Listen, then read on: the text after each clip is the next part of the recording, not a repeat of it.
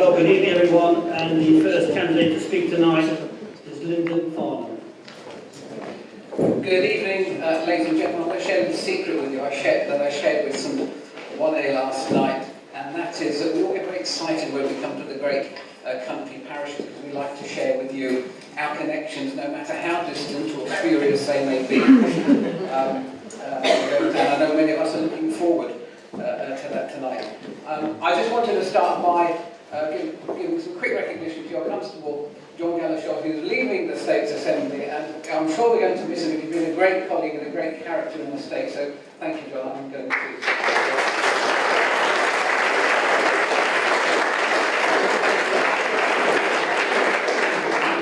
my name is Lyndon Farnham, and I played for the Trinity Tigers under-10 football team. I was first elected to the States in 1999 as a deputy, and I stepped down in 2005 to focus on my family and business commitments, returning in 2011 when I was elected as Senator. I am the Serving Assistant Minister at Home Affairs, where I hold a special responsibility for the Jersey Fire and Rescue Service and the Prison Service. And I know how proud we all are of our excellent emergency services, but I'm especially proud to have served at a time when we have seen improvements in many areas, not least some positive changes to the police force, leading to greater public confidence. And I'm pleased to say that crime in Jersey continues to fall. I have successfully brought a number of propositions to the state since being re-elected, including a move to introduce political accountability for the justice system, and I now serve on the Bailiffs Consultative Panel and the Justice Advisory Panel. I am the immediate past president of the Jersey Hospitality Association and continue to champion tourism as an important pillar of our economy. I also led the campaign to keep the island-wide mandate and the office of Senator, which I'm pleased to say is alive and well, and long may it continue, and I'm going to vote yes to keeping the country rules. If you elect me, I shall be seeking the position of Economic Development Minister, not least because I believe that we must now put economic prosperity firmly back to the top of the agenda. Because in real terms, notwithstanding the good news we've had that the economy is levelling off, it's still at its lowest level since 1998. From agriculture and the rural economy to sports and event-led tourism, to fintech and the digital economy, to economic diversification and small business development, it's time to act. It's time to return the policies that will bring strength, drive and energy to our economy. There is still a widespread belief in the island that the states are not performing effectively. And the main concerns are that some politicians simply do not have the skills or the knowledge to be able to do their job, and that some are putting self-interest or the interest of their party before that of the island. And there's a lot to do to safeguard our future prosperity, for which we need people with real experience, people who are sensible, able and proficient. So we must choose our representatives carefully. I do not believe in party politics, I believe in team politics, I believe in working together for Jersey. Thank you.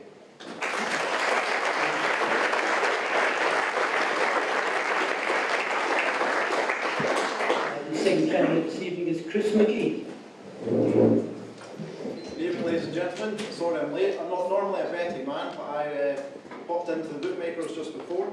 The reason being is the odds for the election were published in the JEB. I noticed that my odds have gone from 250 to 1 to 500 to 1, so I must be doing something right. I have the betting slip here, and it reads £200 on Chris McGee to top the poll at 500 to 1.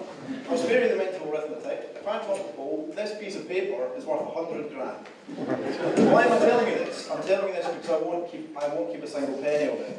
If I top the poll, I'll donate 10 grand to Jersey Hospice, 10 grand to Headway, 10 grand to Cheshire Homes Jersey, 10 grand to Aged Care Jersey, 10 grand to Mind Jersey, 10 grand to Channel Islands Air Search, 10 grand to Durham, 10 grand to National Trust Jersey, 10 grand to Jersey Heritage, and 10 grand to Jersey Multiple Sclerosis Society.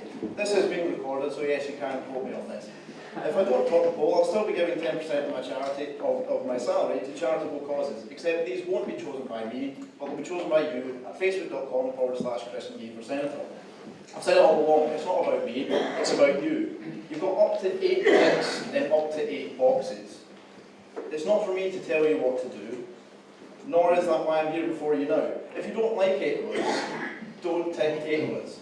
If, however, you find yourself with a tick going spare, help me to help the aforementioned organisations. Now, the Ageing Society. This has arisen in many of the hustings, but I've yet to address it in any of my speeches. The new anti-discrimination law makes provisions against discrimination against people on the grounds of race, gender, ethnicity and so on. Age discrimination is not included in this. Under Article 22 of the anti-discrimination law, it's illegal to charge differing prices on the basis of race. I have no qualms with this. Extending the scope of anti-discrimination legislation to include ageism has been discussed, and quite frankly, it's a glaring omission, if you ask me. Despite that, if you were to simply replicate the existing law and replace the word race with age, what would that mean? It would mean that it would be illegal to charge different prices for different people of different ages. What would that mean? OAP discounts, illegal. Discounts for the young people, illegal. So we need to be very careful to avoid unintended consequences when drafting this legislation, and indeed when drafting all legislation that goes through the states. Perhaps this is why the island is in debt, perhaps why the government spends more money than it has, why the health and education systems need to, quote, be turned upside down. Maybe that's why small businesses and the self-employed are being strangled by needless red tape, why confidence in the government is at an all-time low, and why voter turnout is one of the lowest in Europe. If you're stuck with the same old song and dance and want to change of direction, as well as helping charity process, please vote for Chris McGee. Thank you very much.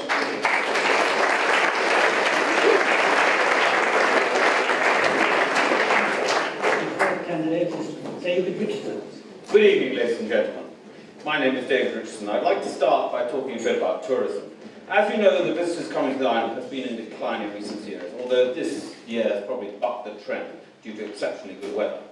We will need to encourage the tourism industry, particularly hotels, in their investments to successfully market themselves and upgrade and modernise their facilities in the future. Trinity is home to two particularly major events.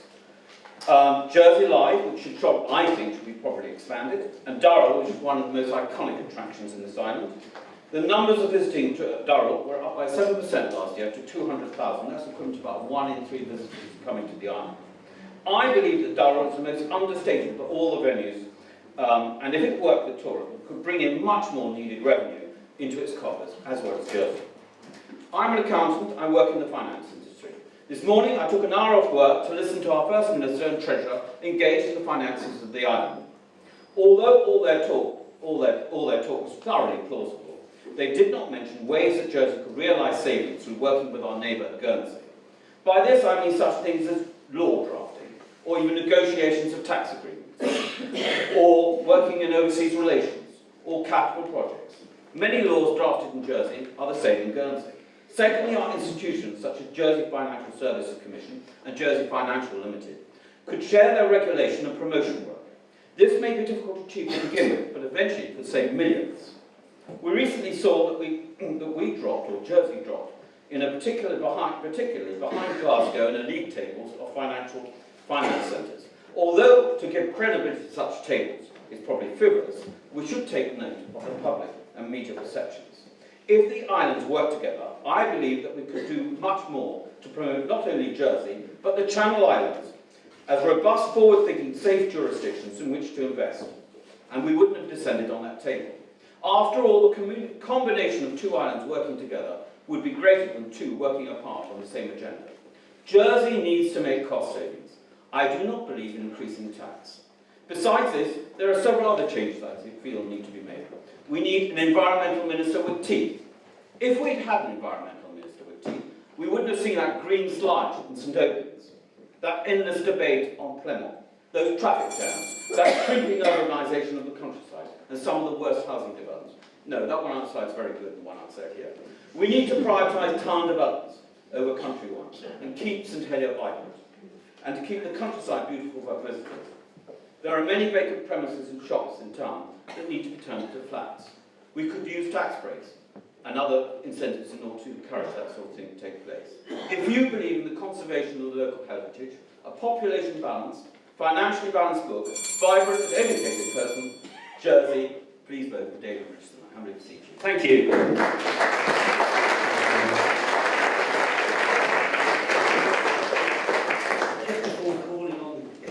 There are some seats in the front for all those standing in the back. If you wish to come forward, 1, 2, 3, 4, 5, 6, 7 seats available. There is an hour speeches, just to let you know, if you want to come forward, now's the time to come. Okay, come on. Anybody wants to have a seat, there are still a few available. Okay. Anyone else? Right, we'll move on to next candidate, Guy DeFay. You can't see the albatrosses hanging around my neck, but I assure you they're there. Belmore fiasco, actually the only bit of Victoria Avenue that isn't bendy. Digging up people's rose gardens to lay public sewers, well that never happened. And of course, the incinerator. Let me tell you about the energy from waste plant. Back at the turn of the millennium, the Public Works Committee of the day could have built a new incinerator in Belazan Valley for £60 million. But the Public Works Committee, including some well-known names, Simon Crowcroft, Duhamel, the Celia Scott Warren, Paul Leclerc, they decided that they knew better than both the department and the consultants' advice. So they said, no, we're not going to do this. We want to wait until we can explore recycling and new technology. They hadn't anticipated the EU land directive, which said from now on we're going to charge you £100 per tonne tax buried in landfill. All of a sudden, the prices of incinerators shot up, went up by £10 million a year. By the time I turned up, they were heading for £100 million a throw. This is the story of how the state works. Doesn't tackle the problem straight away. Politicians interfere when they really don't know what they're doing, and things get into a mess. As it turns out, the mess continued. I negotiated a deal with the tenderer, and we'll do some of it in euros and some of it in pounds. I thought a financial services iron like Jersey can't go wrong in euro trading. How wrong I was. But we got there in the end, and I looked at the figures, and indeed, the total cost of the incinerator has been £114 million. £7 million of that was down to the planning department deciding they didn't like the design I liked. They wanted the one that is there now, and the rest of it was basically down to the Euro complete incompetence, which, by the way, included taking in money for air traffic control in euros, converting into sterling, and go, oh, if we'd known, we might have used it that way. This is the story of how the States works, and the same sort of thing is playing out on the hospital now. Bodge job. Add a bit on there, add a bit on there, oh, we'll stick a bit on the hill. This is not the way forward, and we never seem to learn from our mistakes. I can assure you, if you let me, I've been through so many mistakes that I have learned. I've learned how to deal with it. And I just wish some of the other departments would play catch up. If you vote for me, I can guarantee you this. I will tell you things honestly, I will deal with it straightforwardly, and if you want someone who's going to the States Assembly and stir it up a bit, please consider me for one of your votes. Thank you.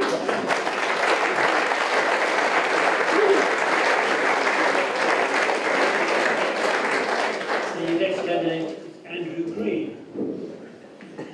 Good evening, ladies and gentlemen. My name's Andrew Green. Just need to remember the colour on the day. When Chris Rossell on my feet as National Chairman of Headway, I accept your, albeit conditional, offer of £10,000. Thank you very much. I proudly represented St Helier as Deputy for 2 terms. I believe that I have delivered both as a Minister and as a backbencher. Time doesn't allow me, though, to list all the things that I have achieved. But if I had to pick one, it would be the Housing Transformation Programme. Transforming homes, transforming lives. My plan was described by independent experts as honest and courageous. But this evening, I've decided I'm going to concentrate on education, and in particular, the availability of appropriate skills. This is key to controlling the population, and we have to tackle this issue head on. I say this not because it made the front page of the Evening Post, or because it has been a matter of questions in the hustings. It's in my manifesto, printed way before we started this election trail.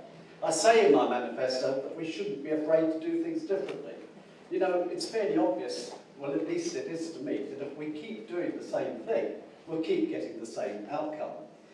Clearly, it stands to reason if we are serious about improving our education system, we are going to have to embrace change. Let me say right from the start, I know that we have many good teachers and that generally our facilities are adequate or good, but we're not making this resource work for us. I believe we need a robust and clearly managed strategy to develop the skills that our industries need. In particular tonight, I would like to review vocational skills. I think we should review the 14 plus transfer, not to destroy it. Why would you destroy something that works for some of the population? No, we need to enhance it, make it work for those that are less academic. There should be a choice for our young people and their parents to choose a vocational route or an academic route at 14. This shouldn't be set in stone because people develop at different rates, and it should be reviewed on a personal basis from time to time. But taking the vocational route, at least the young people will be ready to enter the industry with some qualifications, ready to gain experience. They may even want to gain a second vocational skill, because we are looking for multi-talented technicians these days. Long past the boiler fitted by the plumber and then the electrician wiring up. Why not both? It makes sense to me.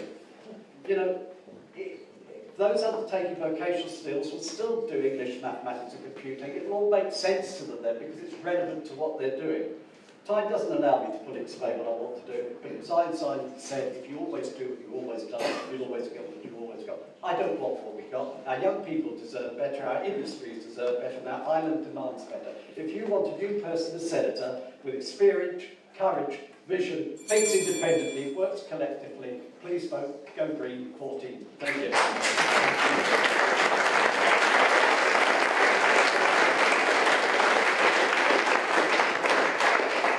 The next candidate is Ian Force.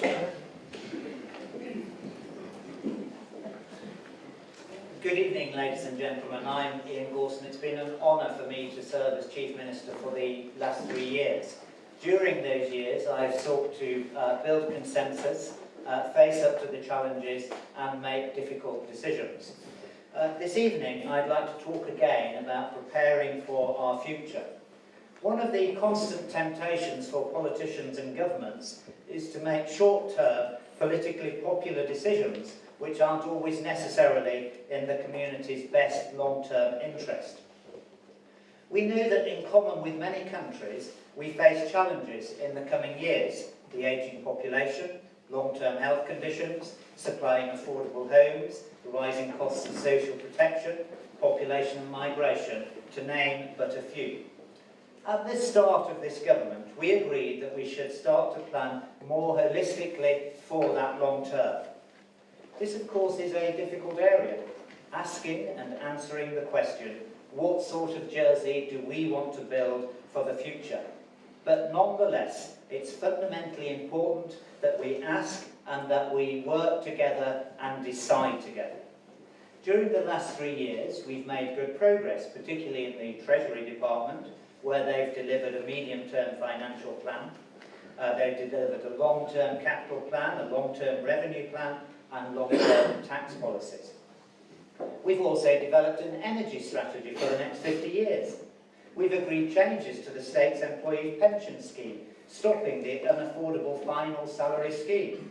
We've introduced the long-term care benefit, supporting those who need care in later life. We've invested for the long term in liquid waste.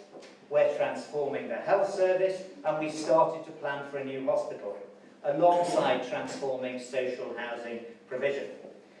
We've made savings across state's departments, but we know that there is more to do. We must remove inefficiency, we need to use technology, we need to retrain staff, we need to remove duplication, and we need to amalgamate functions, thereby controlling spending. Over the next few years, the government will need to create balance between economy, community and environment. We must ensure that our island is one of opportunity and prosperity, fostering a community that is caring, healthy and vibrant, and preserving this beautiful and special place for future generations. Ladies and gentlemen, much has been delivered, and it would be an honour for me to receive one of your votes on election day to continue to build a healthy and secure future for us all. Thank you.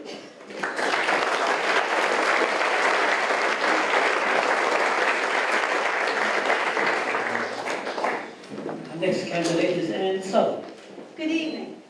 Two of the most depressing things I've heard during this election campaign are I never vote, they're all crooks, and I don't feel sympathy for anyone.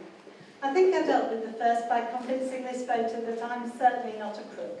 I have no vested interests, I have a house and a pension and a fulfilling retirement that I'm prepared to abandon in order to make a difference to the people who don't have those things, particularly young people, who unless their parents can afford to help them, they find it difficult to enter higher education, find a fulfilling job and get on the housing ladder. The other comment's harder to deal with. If someone says they just want to look after their own interests, it's hard to argue. But after a career spent in teaching, always striving to find better ways to inspire and help young people, and after 8 years as a union leader, trying to protect the interests of teachers too busy to do it for themselves, empathising with and helping others is second nature to me. The kindest thing that's been said to me by more than one person is, we need more women like you in politics. I've been trying to work out what they mean by that. We certainly need more women because they prefer consensus to confrontation and are prepared to listen and find common ground with opponents while sticking to their principles. We need to have people who have a real understanding of women's issues, such as the need for maternity leave. Unfortunately, for many women, returning to work after the birth of a child is a harsh economic necessity. But I would have found having to return to work before my child was weaned very difficult. It prevents the essential bonding between mother and child from taking place. That's why I would like to bring our legislation into line with the rest of the civilised world and ensure that mothers have the right to 6 months maternity leave paid for out of their social security contributions. I know that many mothers who want to return to work can't afford the childcare. It's surely cost effective to provide means-tested childcare funding so mothers can set a good example to their children by working rather than by having to rely on benefits. I've argued the case for teachers to have job shares. There are benefits for both employer and employee, and this and other flexible arrangements should be part of good employment practice. So that's part of what I could contribute as a woman. But what about a woman like you? I have friends from all parts of the political spectrum who said they'll vote for me because I'm intelligent and clear thinking. I've run a large department and balanced a budget. I can engage in debate and put my views forward persuasively without being dogmatic. They know I've been an advocate for teachers, helping to win important concessions like the right to a lunch hour. If you think there's room in politics for a woman like me, please vote Anne Southern on the 15th.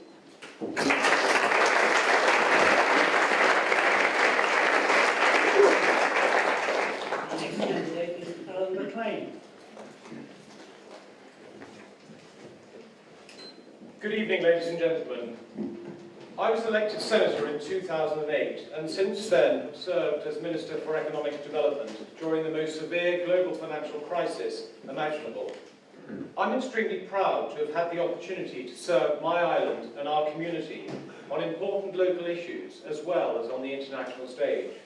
I've worked hard together with colleagues to build Jersey's reputation abroad, developing trade links, securing inward investment to boost our economy, its diversification and local jobs. A strong economy benefits all islanders and helps to ensure lower taxes. We've invested in supporting start-ups and small businesses across all sectors. They are the lifeblood of any community and economy. We've invested to boost innovation, new technologies, the creative and digital economies. As a result, the economy is improving, and a number of sectors, including tourism and agriculture, grew in 2013. There are still, of course, threats to the island, and there is many things that we still need to do. Islanders are struggling to make ends meet. I want to see unnecessary red tape, regulation and legislation cut across the whole of government. We must remove such barriers that strangle businesses, especially small businesses, and indeed frustrate islanders. Only today I signed a decision in relation to the registration of short-term accommodation. By reducing that cost, it's opened up an opportunity for both tourism and events to be more competitive. I want to increase efforts to lower the cost of living by strengthening the competition law and consumer groups. Quite simply, a competitive, open and transparent market will help drive down energy and food costs in particular. I want to see skills and training programmes developed and, importantly, aligned to industry needs to ensure more local jobs for local people. That's how we tackle the immigration issues. I want to see the cost of government controlled rather than the soft option of tax rises that hurt islanders and the economy. A good start to controlling costs must be a cap on the number of employees in the public sector. I want to see a thorough and quick review of the two-site hospital plan. Scrutiny have raised some serious concerns. We need to look at it. I want to see Jersey aspire to build world-class, modern and innovative healthcare and education systems with courage and vision, and by embracing new technologies and new ideas from worldwide, we can turn today's problems into tomorrow's opportunities. Ladies and gentlemen, I'm in politics because I care passionately about our island. If you want to be represented by someone with strong independent views, a proven track record, determination and vision to drive positive change, please consider giving me one of your votes on October 15th. Thank you.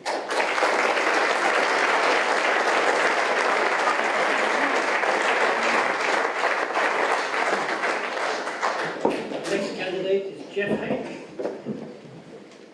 Ladies and gentlemen, Trinity, good evening. I'm a businessman, I'm a management accountant, current chairman of the Jersey Friends of Channel Island Research, so thank you again, Chris. I have a proven track record in business in many disciplines, and I've run good companies and I've rescued bankrupt ones. We've heard this week that the economy is now no longer going down. Roughly translated, we've hit bottom, and we need to get off it as quickly as possible. Finance industry, digital Jersey, tourism, all being supported well and right. But the small and medium businesses are not. We need a much lighter hand. They are the backbone of the local economy. We need to revisit licensing laws for small companies and the employment law. If just 20% of the small companies on this island employed one more person, we wouldn't have an unemployment problem, nor would we have the associated social costs. But there is something that needs to be done by both the states themselves and the community. We need to put Jersey first, to ourselves, to the outside world. Use local expertise wherever possible. Use local suppliers wherever possible. Let us keep the money in our economy, not in somebody else's. Everything that the states would like to do,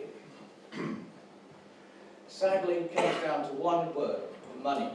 And this is why we must desperately wind the economy up as quickly as possible. Wind up the economy, we get more revenue. That means there's less pressure on state departments. There is extra money there to spend. But it also means there is very much less pressure on tax and GST. In the long term, we are all aware that we have to do fundamental change to the health system, education, social services, and so many other things that concern us.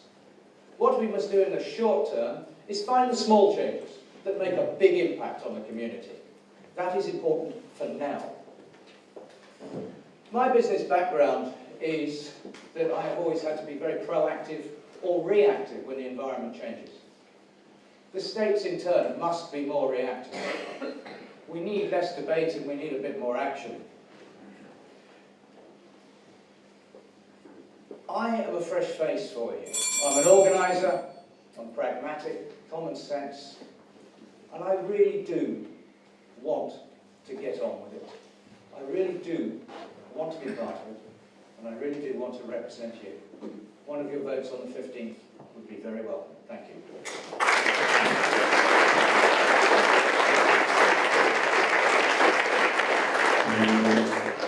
Next candidate is Zoe Cameron.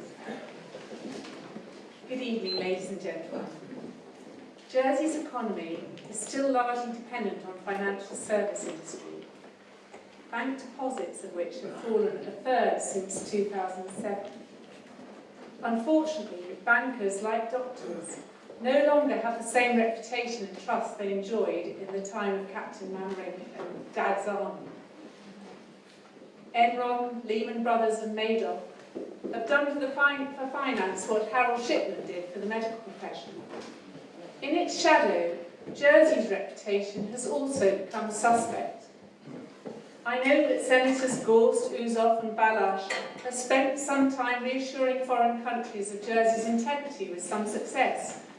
And yet, when I travel to international meetings and conferences with Jersey on my badge, I find that we have become a case study of how not to bring up children, of poor safeguarding standards of the vulnerable.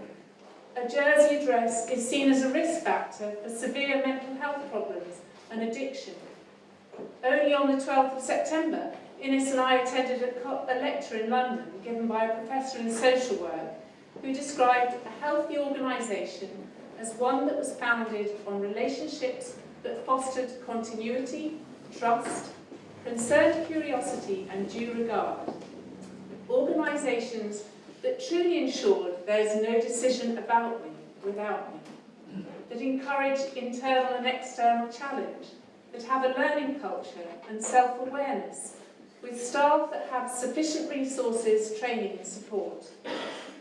He then went on to describe what organisations with poor service look like, those which encourage groupthink, in other words, only like to see things from their own perspective, and ostracise those with differing views, those that operate under rules of optimism, that lack curiosity and challenge, that were unwilling to acknowledge errors, engage in critical reflection, where lines of accountability are unclear or ineffective.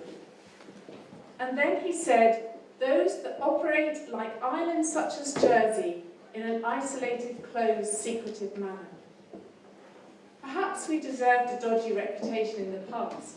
Looking up my maiden name, Bertram, in Balline's History of Jersey, I read that my ancestor George Bertram gained his seats in the States by having voters for the opposition beaten up at the church door and having sufficient funds to bring a successful challenge to the overall result in the courts. I hope to gain a seat in a more conventional manner and then ensure that Jersey's future reputation will become a case study of what an ideal, civilised, modern democratic society should look like. If you share this vision, then please vote for Dr. Zoe Cameron on the 15th of October.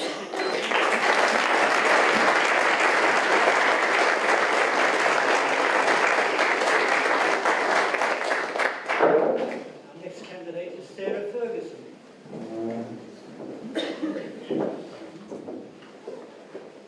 This is an important election. State spending keeps rising and our income is falling. At the moment we have assets to cover this, but with fewer people paying tax and no new source of income for the states to balance this. Last year we reduced the marginal rate by 1%. This has reduced states' income by £8 million. Removal of the deemed distribution has lost us at least another 6 million.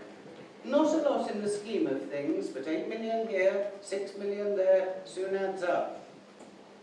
The number of people paying tax at 20% has halved from around 12,000 to 6,800.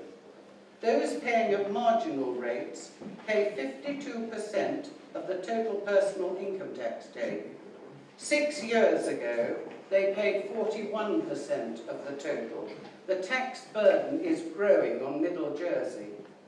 The GVA figures are encouraging, but if the increased business comes from companies, companies do not pay tax.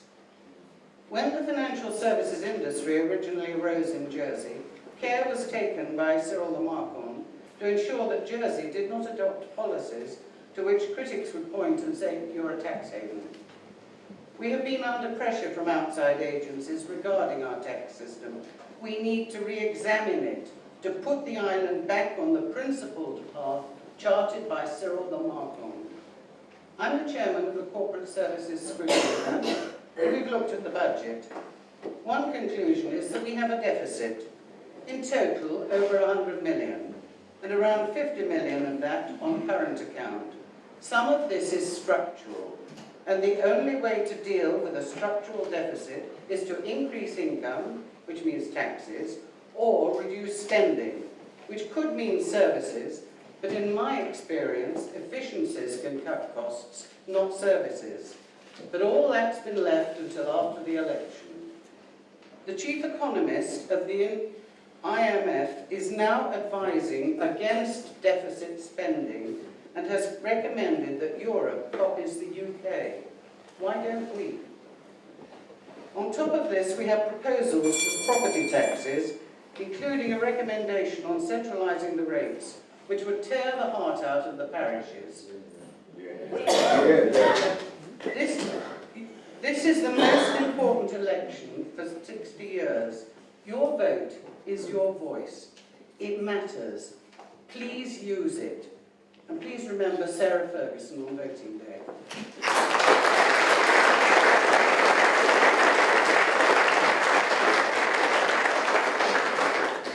Next candidate is Philip Owen. Mr. Granitard, ladies and gentlemen, the 6 years that I have spent serving as Treasury Minister have coincided with the world's worst economic crisis that we've seen in decades. Because some of us are called to make difficult decisions, I realise that this election is more difficult for some than others. The easy thing in politics is to put decisions off.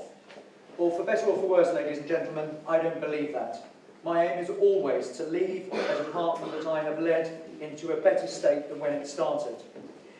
Now, in the parish that I like to call my second home, I would like to make some clear statements about this issue of the property tax review.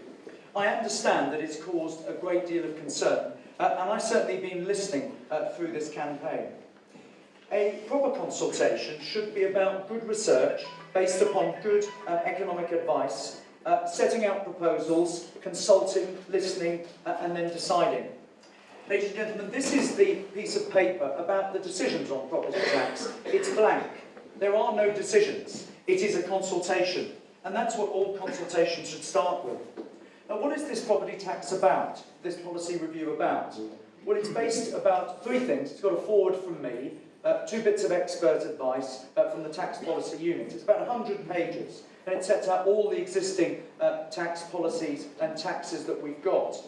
Now, I understand that there is concern about the sections on parish rates. And I've said, I'm the son of a former constable. My grandfather served in Trinity, and I would never do anything to undermine the voluntary system.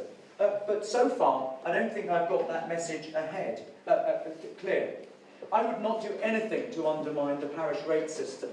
So tonight, for the avoidance of doubt, this is a good piece of work, in large measure, but if there's any doubt about the issues of parish rates, then actually what I'm going to do is I'm going to simply tear out the pages on the parish rates issue. Let them go into a grave, and let them not be talked about again, because the rest of the report is actually extremely powerful, because it deals with the issues of improving the tax system, making the tax system fairer and better, improving affordability for homeowners. It deals with the issue of developers getting planning consent for planning consent for housing with a huge uplift in value, and not all of them are as benevolent as the one at the back, which gave property to the parish. I believe in fairness, and I believe in the parish system, and I'm sorry that anything in this property tax review, which was designed to make things better, has undermined the voluntary system. It shouldn't, and I hope ripping out those pages put this matter to bed once and for all. Thank you very much indeed.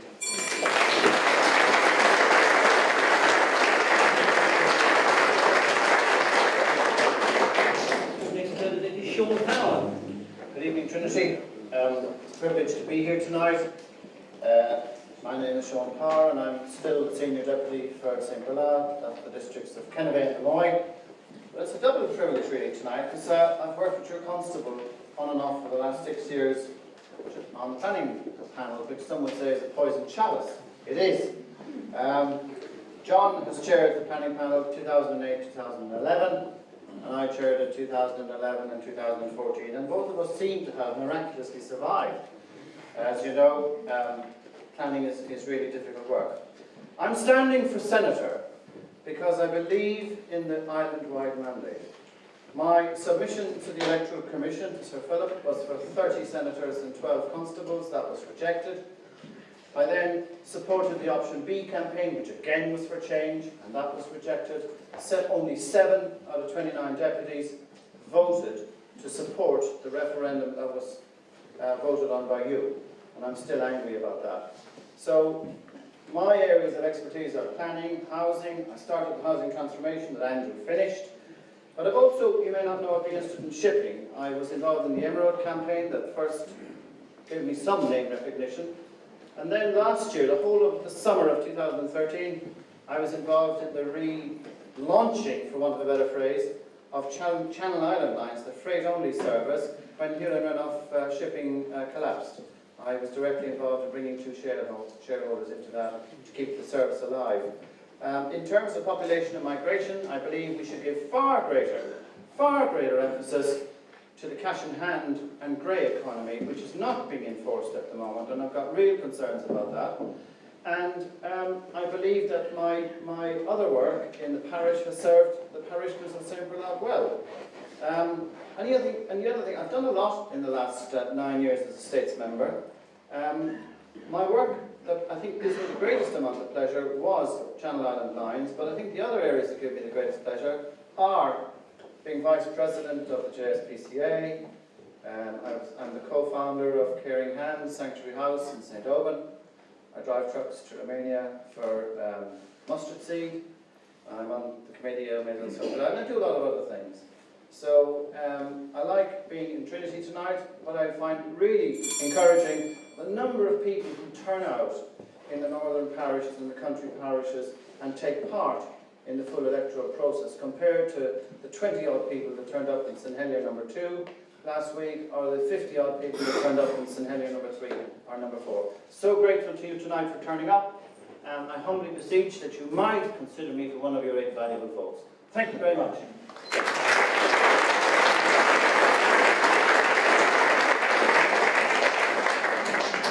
Next candidate is Sir Philip Marsh. Good evening, ladies and gentlemen. I want to speak this evening also about education. Some strong words were spoken recently suggesting that our education system was an embarrassment. I did not hear the speech in question, and I don't know whether such damning criticism is justified. I can only say that my own experience of the system is more positive. There is, however, an unfortunate tendency when strong criticism is voiced to react defensively by throwing the baby out with the bathwater. Jersey has an unusual system of education where 43% of students are educated at fee-paying schools compared with 7% in the UK. That seems to me to be a strength and not a weakness. I fundamentally disagree with the recently reported comments of the Education Minister, if he was correctly quoted, that our system is socially divisive. That is not my view, nor is it the view of the Council of Ministers. The existence of many fee-paying and state schools gives parents a wide choice.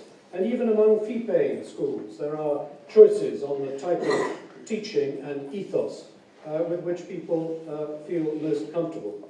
I do not see anything wrong with that. The notion that all children should be compelled to be educated at a state system is one with which I'm afraid I do not agree. That is not to say that nothing is wrong with our education system. It may well be that the academic results in a number of schools are not as good as they should be, and that more investment in these schools is needed. Maybe choices in language learning could be improved by greater cooperation between the sixth forms of several schools. Maybe we need to think more about vocational training and education as a preparation for employment. Maybe not enough flair is shown in relation to sport, music and culture to ensure that children receive a properly rounded education. It is certainly true that the university grant support system needs improvement, and perhaps a student loan scheme created. A survey recently showed that a large number of parents would support the creation of a bilingual primary school, where children could be taught in French as well as English. Bilingualism is an important skill in the 21st century, and we need to ensure that our children have this opportunity too. All these issues need to be debated and acted upon in the next 4 years. Thank you very much.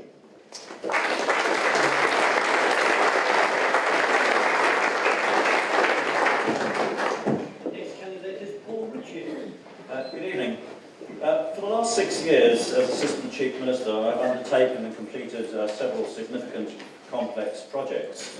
I was pleased that the Chief Minister asked me to lead on social policy and that we have established a social policy unit within the Chief Minister's department. It shows our commitment to addressing the needs of our community. I led the debate on the charities law, which was enthusiastically welcomed by the voluntary community sector. I also guided through the new Control of Housing and Work law through the states. I currently chair the new adults policy group focusing on the important matters of safeguarding.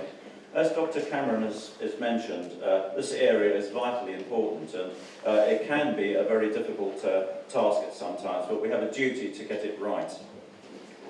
If elected, I would like to continue the work to ensure that the inclusive equality strategy for people with disabilities is finalised. I want to progress the new mental health and capacity law and to conclude the complex access to justice review, which I chair, and also to go on to implement the recommendations. Previously, as Social Security Minister, I showed strong leadership transforming the benefits system and introducing workplace protection for both employees and employers. I increased the subsidy for primary health prescriptions, and I know that free prescriptions have helped many people to have better health outcomes.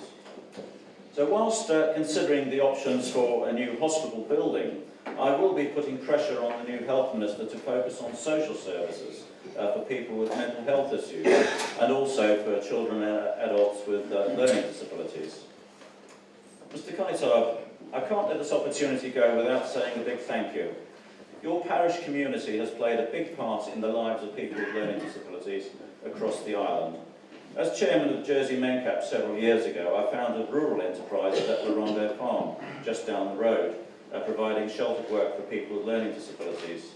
And of course, as we know, from little seeds, Acorn Enterprises has grown into a fantastic organisation just across the road. Not only growing flowers, but also the new recycling venture of Acorn Woodshack. I hope that everybody has an opportunity to visit that. For many years, Jersey Mencap shop was based at Acorn, and the real backbone of the volunteers in there was the WI, and not only also running coffee mornings in this very room. So a very big thank you for the parish. Ladies and gentlemen, I hope that I've shown during my time in the States that I have the skills, compassion and business sense to make sound decisions. And if you would like me to continue working for you, I'd be pleased if you would consider me for one of those.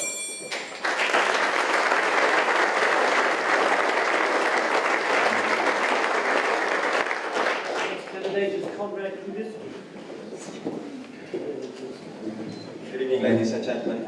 Thank you for coming to listen to me and the other candidates tonight. Tonight, so far, we have heard about many successes of this government, many promises, and lots of maybes, but nothing concrete. Of course, there's nothing wrong with that, but please don't forget, the only purpose of this clever game is to create a sense of achievement, hope, and most importantly, to give you a false sense of security. And what they don't want you to hear are the facts. So here are the facts. There is £95 million hole in the state's finances, and the plans to fill this hole consider demanding £60 million from the state's own utilities, removing £28 million from housing and crime-fighting funds, as well as cutting department budgets.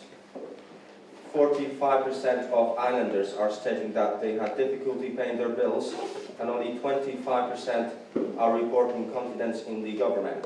Youth unemployment is affecting work ethic and fostering idleness among young people. Ladies and gentlemen, I'm standing here to encourage you, the electorate, to elect me to the office of Senator as a person above all divisiveness and free from any political alliances. I am the voice of ordinary people, and I will work for ordinary people. Those who work hard every day and pay taxes. Those who are faced with the problems resulting from the ill-conceived system of socio-economic policy, which is unfit for purpose. Give me a chance to propose new opportunities and respond to your dissatisfaction and regret about the direction our society has taken in recent years. I will insist on resolving problems that affect each of us and tackle challenges to improve our prospects and standards of living. I will assure you now that I will always be available to meet with you and to listen to your concerns on a regular basis. Ladies and gentlemen, there are key changes that I believe should be addressed tonight. Strong and proactive support of small businesses and implementing policies that will help them grow. Reforming investment and tax relief policies. Promoting local talented people and maximizing their potential to benefit all of us. Promoting further and higher education along with reform of the current educational system. Supporting young talented people from low-income families by a system of grants and rewards. Stronger support is needed for the back-to-work schemes. Complete reform of the current back-to-work schemes. Complete reform of the current property rental system. Reducing doctor fees for pensioners, people on long-term incapacity allowance, and low income. And promoting our beautiful island on international stage by further investment in the tourism sector and supporting companies within the tourist industry. Creating alternative energy solutions, providing clean and sustainable electric power. A stronger connection is needed with European countries and developing further existing integration policies. Ladies and gentlemen, if you want to see those changes happen, please consider me for one of your votes. Thank you.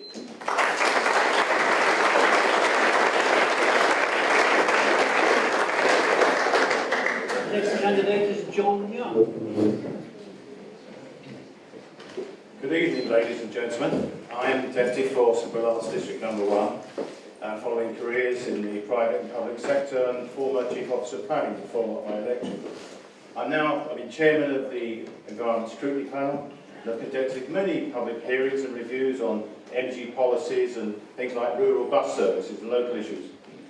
But as a backbencher, I've gained stake's agreement to many propositions, important changes to the island plan, amendments to planning law, reduced stamp duty for first-time buyers, and many other things. Time limits me tonight to speak over only a few policy points. Jersey's GVA has fallen by 16% in the recession, and our finance earnings by 33%, and is continuing to fall 3% last year. And we've heard that we have fallen down the league table of international finance centres, and we must take note of these warning signs, and we must encourage new enterprises in all sectors and reduce costs and bureaucracy on our businesses. We have to develop creative and IT sectors and learn skills such as renewable energy technology, which will create jobs. And of course we must get behind tourism, expanding event-led tourism, environment and heritage, and sport, arts, wealth of interest in this island that we should use. The latest state's income forecasts have significantly fallen. £31 million below what was forecast in the state spending plan for 2014 and £45 million below in 2015. And so for next year we'll be running a deficit of £35 million. And it's forecast to get worse. Of course, in short, we are living beyond our means.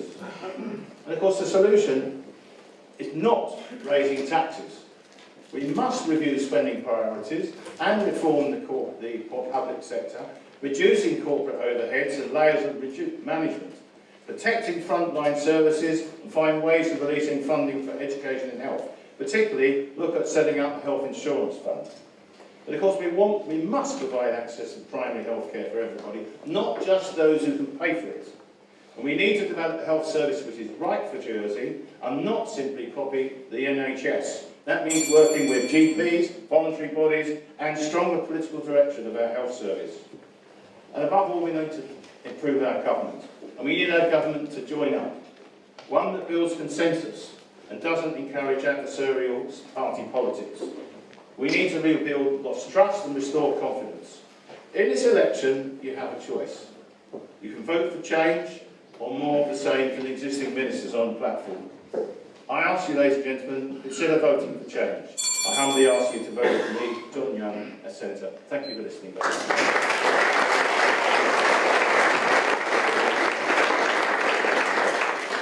final candidate is Malcolm Ferry. Mr. Connitar, ladies and gentlemen, this is a parish that I lived in for the first 20 years of my life, so this is my ancestral home. And tonight, I'd like to talk to you about parish strength and the stability of our community. In my current role as Chief Executive of the Jersey Citizens Advice Bureau, on a day-to-day basis, I see firsthand the problems that people living in this island face. For that reason, I would like to draw on my experience to make a difference and tackle these problems from the inside. And that's why I'm standing in these elections.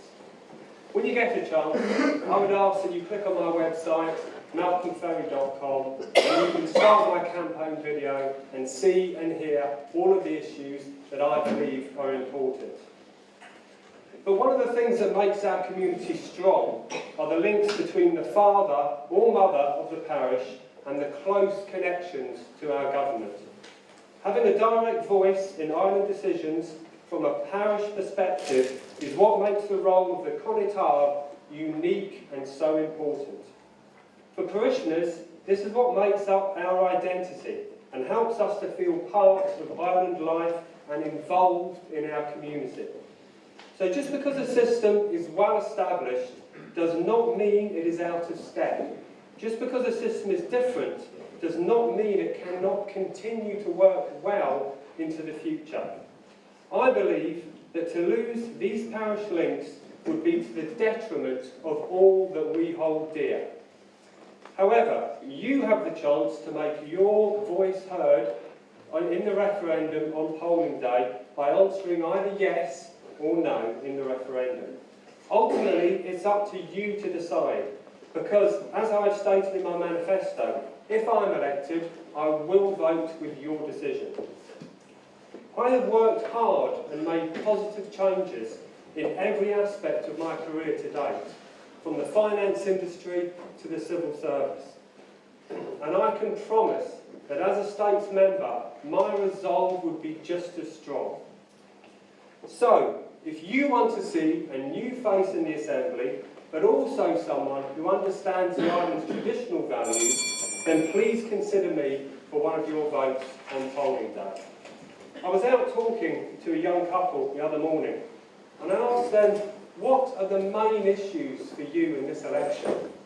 And they answered that all they would really like to see is some new blood in the States, someone who really understands their problems, someone like me. I hope that you feel the same way. Thank you.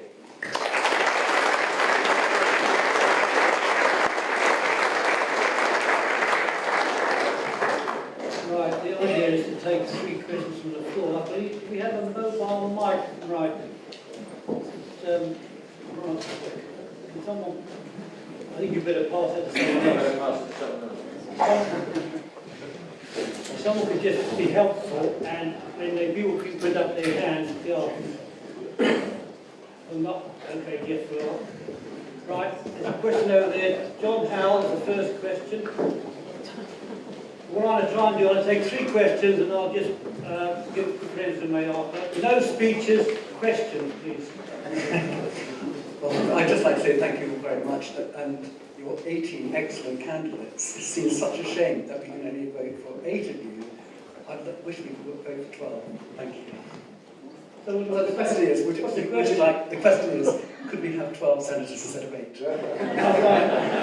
Okay. Next, anyone hands up for questions? Parishioners, please. Surely, come on, there's one down the front here, please, Jeff.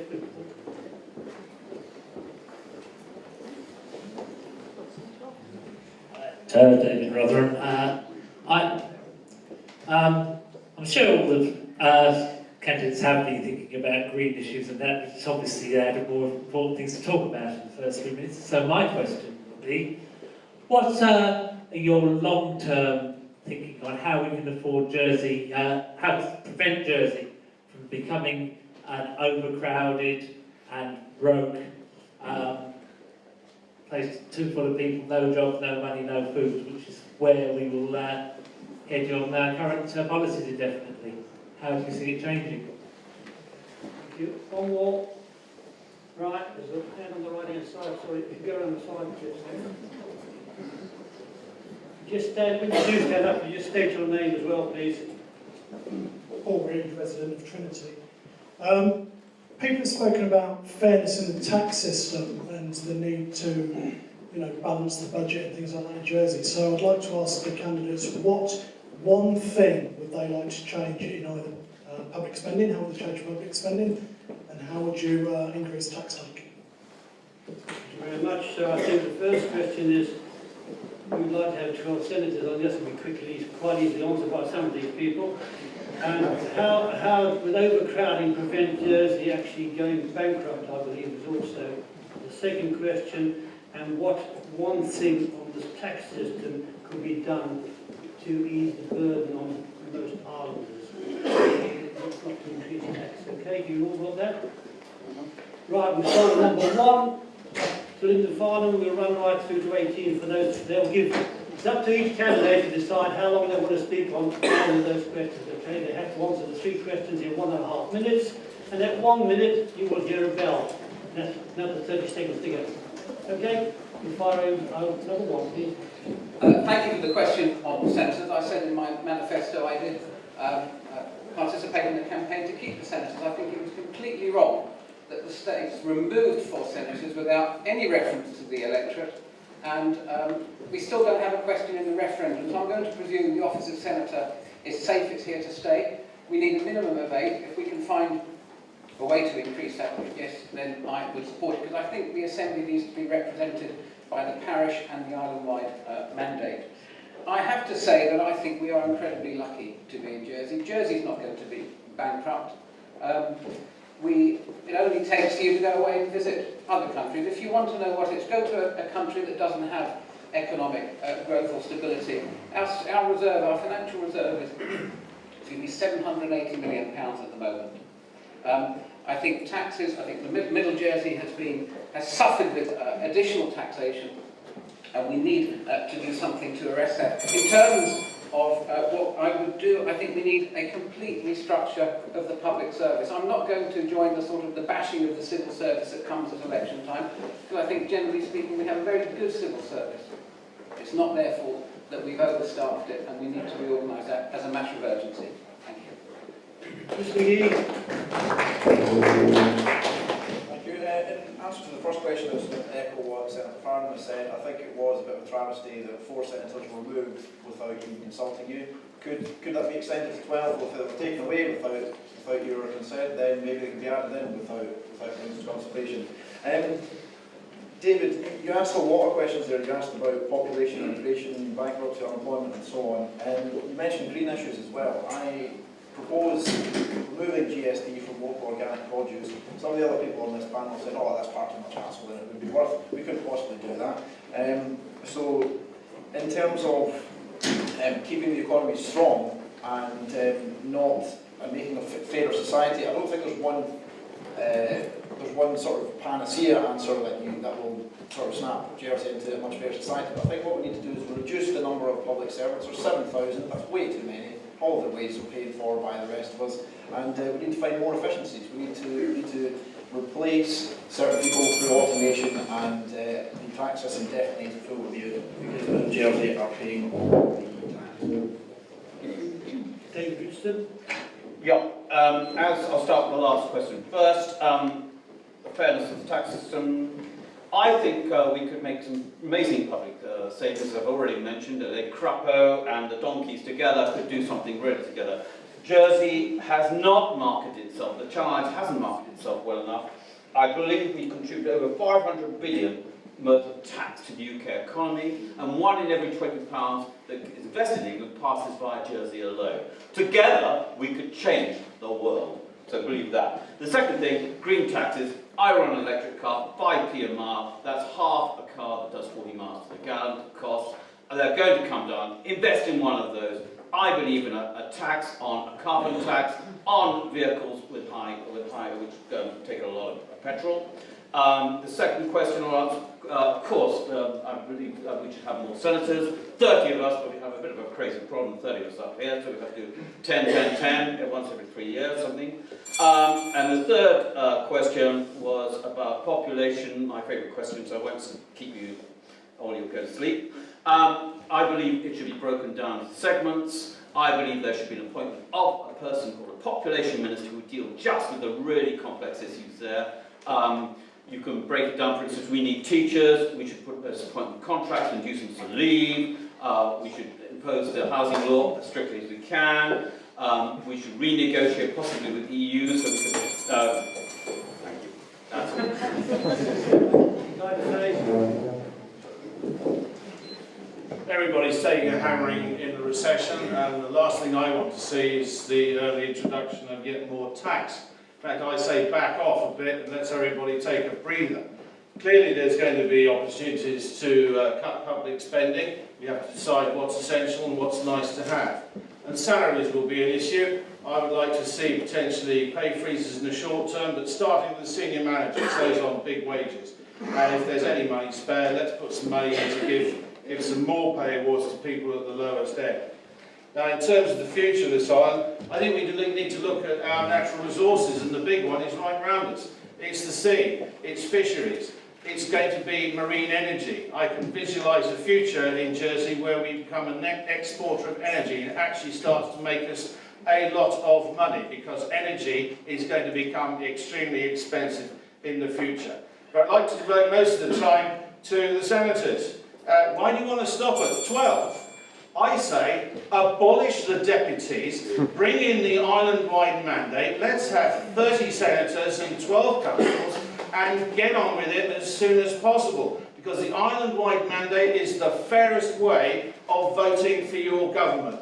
Everybody has the same number of votes, everybody gets the same candidates, and believe you me, whether we have 100 candidates or not, I think that Jersey people have the intelligence over 4 weeks to work out who they want to pick.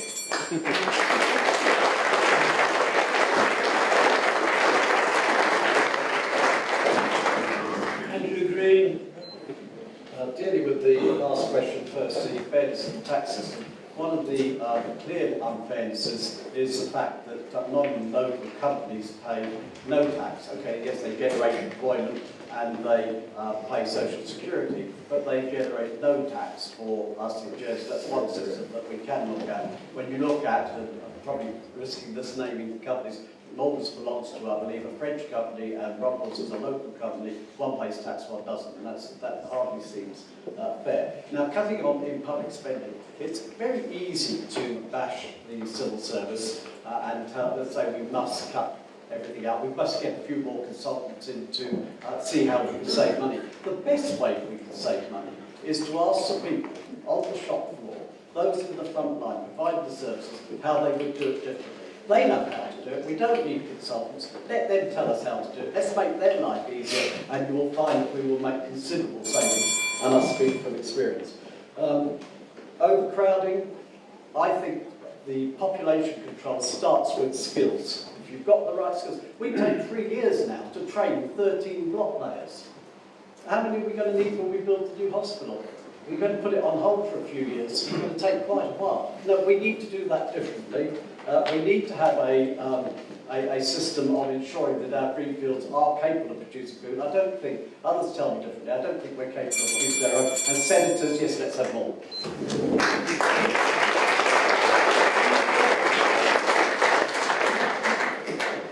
How did we end up with 8 senators rather than 12? Well, it was a state's decision to try and move to a single election day, and this is the first time after that decision 4 or 5 years ago that we're going to have a single election day. I leave it to you to decide whether that was the right decision. I didn't personally vote for it because I thought it was the wrong decision. We see not everybody is being elected on this day because some people have been elected uncontested. We have to decide, do we want a single election day then we need to have some fewer states members and senators have borne the brunt of that? Or are we actually happy with having a rotating vote, which is what the senators need if you want them in any number? I think we're going to have to move back to a rotating vote and increase the number of senators.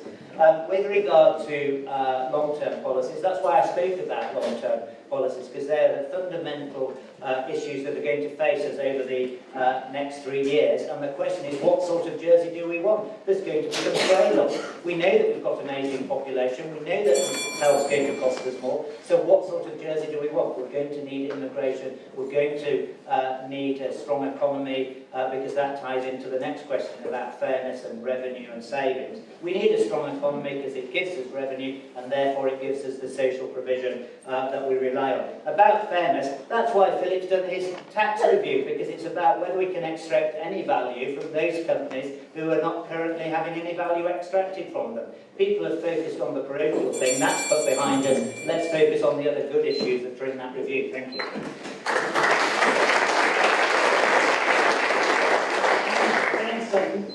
If I could take the questions in reverse order.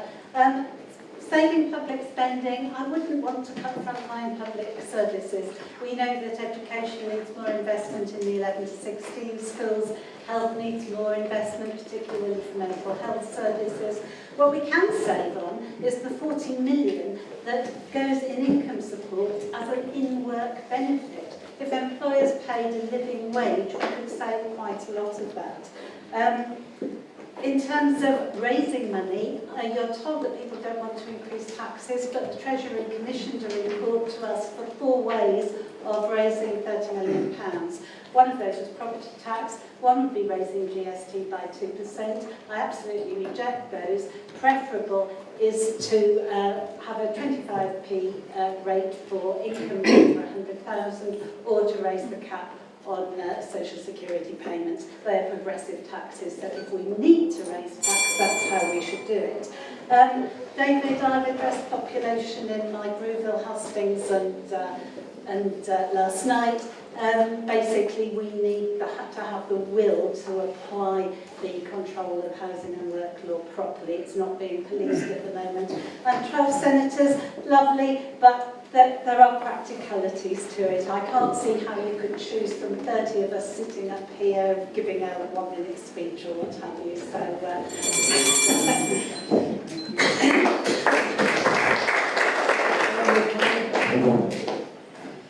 Thank you, ladies and gentlemen.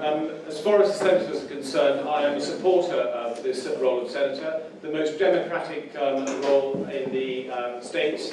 We shouldn't be reducing it down to 8. And indeed, I believe that there is a much, much stronger opportunity for senators to be developed as the lead role in the states of Jersey. What was absolutely disgraceful was a referendum where we didn't take the decision of the people of Jersey to reform in the way that we should have done. I wasn't a supporter of B, but I did vote for it in the States because that's what you said you wanted. And I think if we ask you what you want and we don't go with it, that's not a very good position to be in. As far as green issues are concerned, we must invest in the countryside, we must protect our natural environment. Renewable energy is clearly a way forward. The technology is not quite there. Wind and tidal is the way it's going to go in due course. And I think there are a lot of opportunities in terms of developing the economy with inward investment, low impact, less people but high value, and ensuring that we invest in areas like digital, high tech and such like. Reform of the public sector is working. There's a long way to go. We're seeing improvements in the hospital already. We've seen blood tests reduced in time from 1.5 hours to 20 minutes. We've seen the cafeteria save £100,000. But we've got too many staff. We need to cap the number of staff. It can be done. There's an 8% turnover of staff in the States. There are opportunities for us to improve what we do, and we've got to work a lot harder on your behalf to get value for money. Every pound of taxpayers' money must be well returned. Thank you.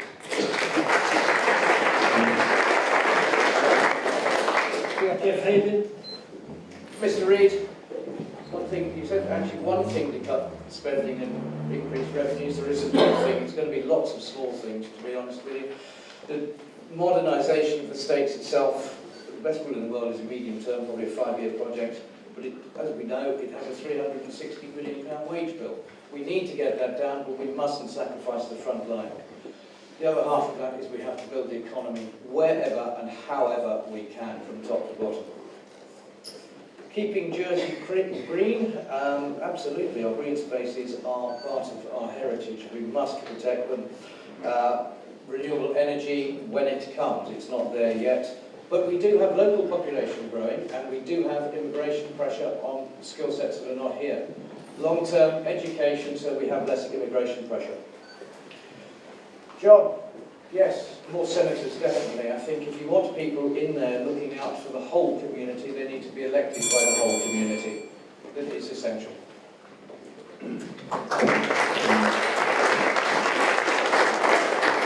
Cameron? With regard to the senators, I think if anyone is going for a ministerial position, then their decisions will affect the whole island, and they should have an island-wide mandate. And yes, we probably ideally would need to mandate at least. With regard to green issues, I think we need to be a lot more careful with the rezoning of Greenland in the future. There's been quite an increase in the laxity of how it's used in the last 20 years. There used to be the necessity for bona fide farmers to look after the field, and that protected the countryside and gave some food security, and I think it's a concern that that's been reduced. When it comes to spending in the future and increasing taxes, I've worked for the last 2 years with the health service and trying to improve developments. And there does seem to have been a growth in unnecessary tiers of management and use of external consultants. In the past, when someone was dying at home, I could just ask hospice to provide some care, and that was as good as was needed to provide it. And we've now got endless assessments, and I think this is a quote from the UK, but it looks like there's an army of people out there paid a fortune who actually aren't there to provide services. They're there to prevent services being provided and do assessments to make sure that those in need don't get services. We sometimes seem to have that system here as well.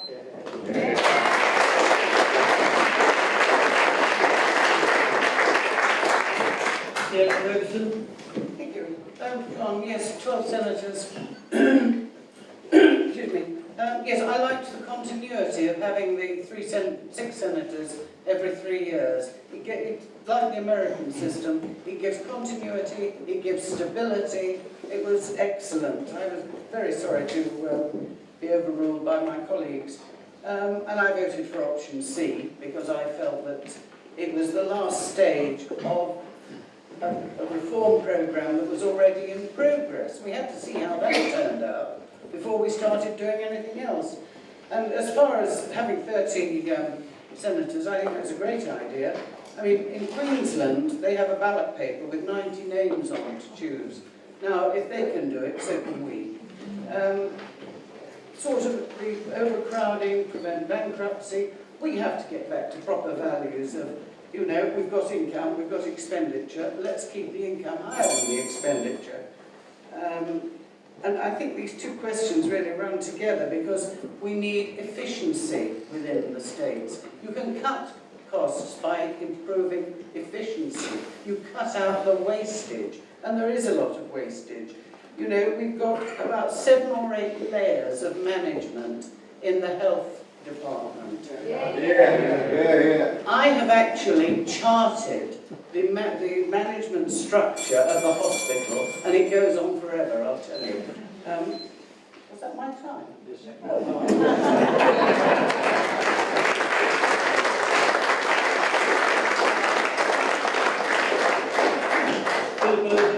Thank you, Mr. Constable. Well, I fought senators, and I believe in green issues, and 90 seconds is never enough to get your message across. I'm going to deal with Mr. Rotherham's issue and post a more detailed comment on the green issues later. And I'm going to repeat what I said in the budget summing up, because there's so much negativity. I said to my colleagues in the budget summing up, I worked in Cyril Lamarckle House, and I often think of him. And I met all my predecessors before the budget debate. It is a shame, I said to states members, that this budget debate has been so negative. There has been no comment on virtually any parts of the positive parts of the debate. What is this debate really about? This debate is not about unbalanced budgets, not a declining economy, not deteriorating public finances. We are a strong island today and tomorrow. The investments that we will get on our strategic reserve will pay for a new hospital. Let us tell the community what we have done about revolutioning financial planning, avoiding the scourge of short-termism, the fact that we fought the crisis together. We've made difficult decisions. We've proved the value of our island to the UK. We've invested millions in infrastructure, and we've done none of this without compromising our prudence and our prudence of a Jersey man and woman. We are not weak. We are strong, and we are better and fairer as a result of our work. What we have created together, I told States members, let no negative sayer split Jersey asunder. There is a lot to do, ladies and gentlemen, and I am keen to carry on, but not being so negative as we hear so much. Thank you very much.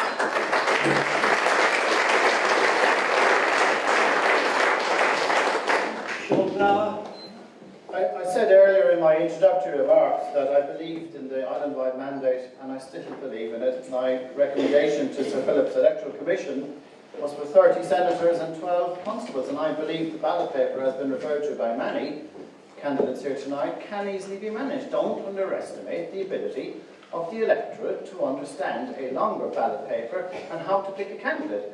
If Queensland has 90 names on it, and China or Russia or wherever have 900 names, we can easily manage a senatorial election, and by preserving the constable system, you preserve the parish system. On green issues, and you mentioned overcrowding and being broke, that's complex. Yes, every one of us will agree that the green countryside zone needs to be preserved, the foreshore area needs to be reinforced for protection, part of that's just been done. We're not going to go broke. The island is not going to broke. We must encourage innovation and small business. The Jersey man, the Jersey woman has always been innovative. And I believe that diversifying the economy is that easy, can be done by having small business. And on the final bit, on the fair tax system, middle-income Jersey is under too much pressure. We need to revisit corporate tax again. All of the UK multiples in Queen Street, King Street don't pay any tax. They should pay some tax. That takes the pressure off you. Thank you.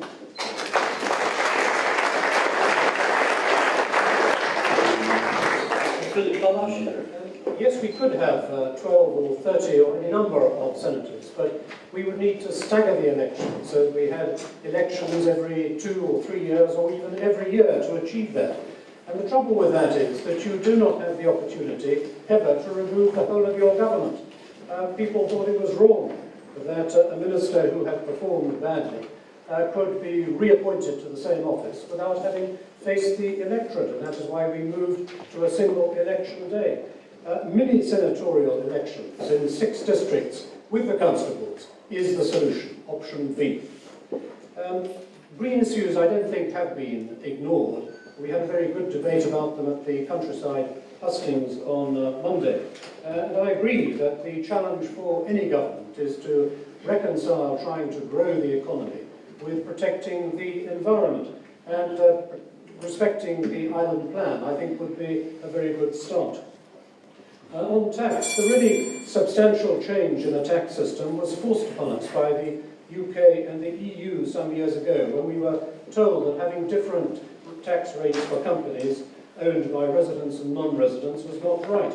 And so the 0-10 system was introduced, and so was GST. So UK companies trading in Jersey pay no tax, but they pay it in the United Kingdom on their profits. That seems to be entirely wrong, and I would like to try to find a solution to that.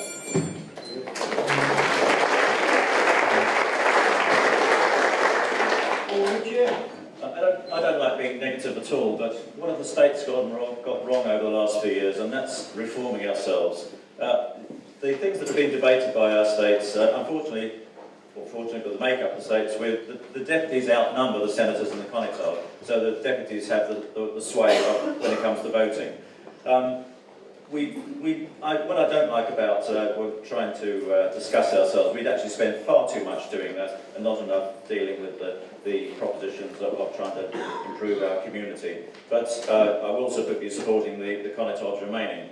With regard to overcrowding, I share those concerns. I really am concerned about the population growing to unreasonable levels. We've got to protect our countryside and green fields, but way we can do that is to ensure that the people coming through our education system are ready for work, to work in the businesses which are available. We need to improve our apprenticeships and our training. There's been some comment about the Control of Housing Work Law not being policed. Well, that's not right. Even this last week, there were 4 cases in the Magistrates' Court that we're forever meeting with businesses to discuss their needs, and we will be continuing to control their immigration through the law. It is effective and it can continue to work. I don't think I'm going to have a chance to answer that last question, but certainly because I was really, what I would have said was to the tax of foreign-owned businesses. We need to take it up.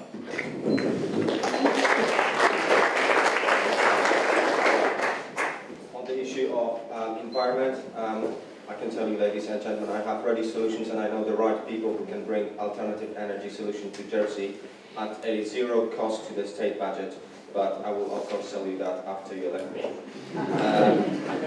Cutting immigration population, it's simple. The way to go is to invest in young people, the courses which will give people the right skills for the right jobs. Not everyone can work in finance, let's remember that. Finance is 50% of the people.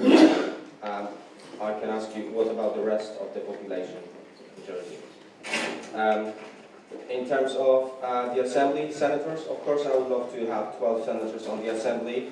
That would automatically increase my current odds of getting in. The reality is you can only have 8 senators and at least for another year. So I propose you choose wisely. Someone said, and I believe that was on the initiation night in St. Helier, if you keep choosing the same, you will have the same. So choose wisely, make an effort, together we will succeed.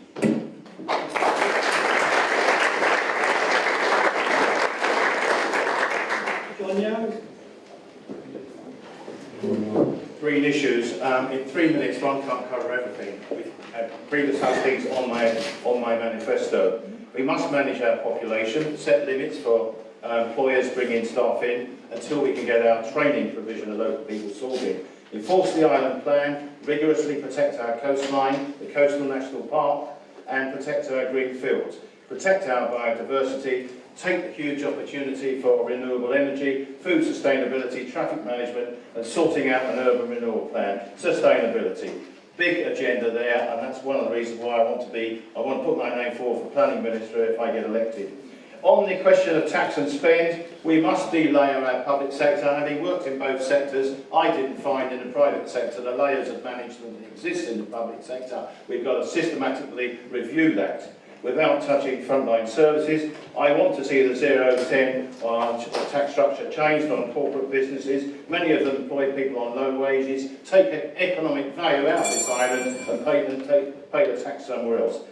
I brought amendments on tax incentives for zero-emission vehicles, not approved. Independent taxation a must.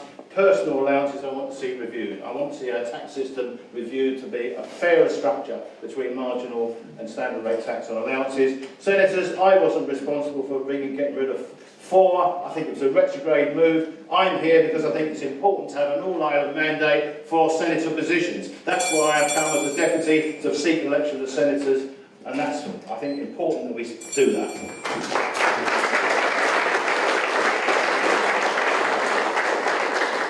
Okay, I'll take these questions in order. John, plenty of people have said to me, why would you stand as senator when perhaps you had a better chance as a deputy, particularly in such a crowded field? And my thinking is, the reason I'm standing for senator is because I want to give myself the best opportunity to take a ministry. And I believe that certainly for the top job, the ministry that I want to put myself forward for is social security. But when it comes to the top jobs, senators have the will of the whole island, and that's why the top jobs should go to those people. In relation to green issues, my thinking on planning and the environment is that, building out of a recession is a proven way of growing the economy, but no longer to the detriment of the natural beauty of our island.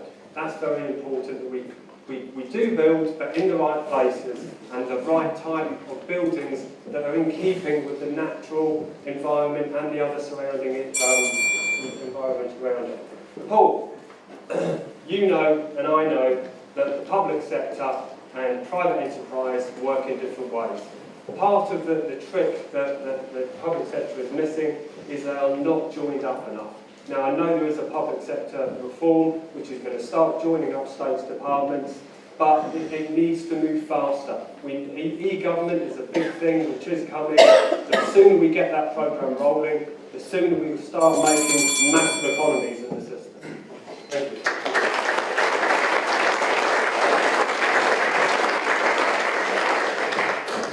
Right. 3 more questions. Right. Jeff, you got that mobile mic? That's done. Oh, go on, right. Where are those hands? There was 2 hands on the left hand. Right, one down there, please. Bottom up.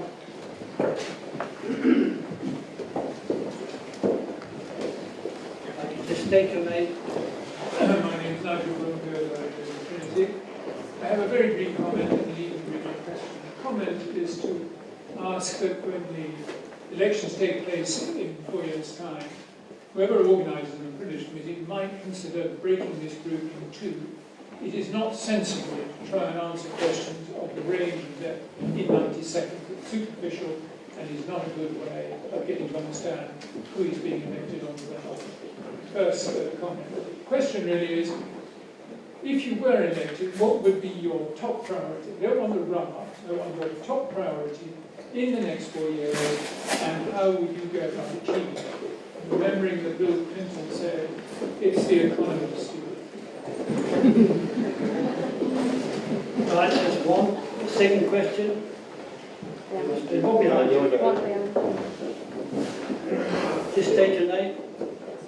Bang. We heard that you want to improve tourism, reduce the cost of food coming into the island, reduce the cost of goods coming into the island to compete with the States. We own the harbour, we own the airport. Would any of the candidates consider scrapping landing dues for passengers and harbour dues for goods, or at least reducing them by 75%? That way we could sing that out to the rest of the world that we are open for business.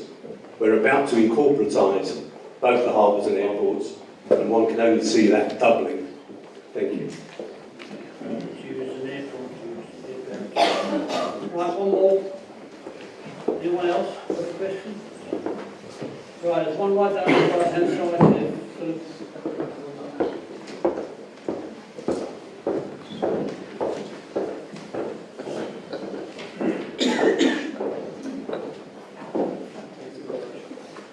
Peter Funk, I'm a resident of Trinity.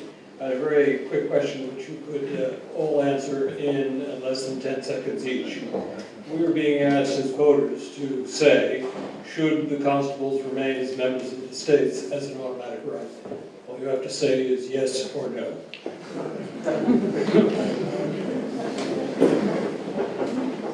Maybe another question, no, that one's very short.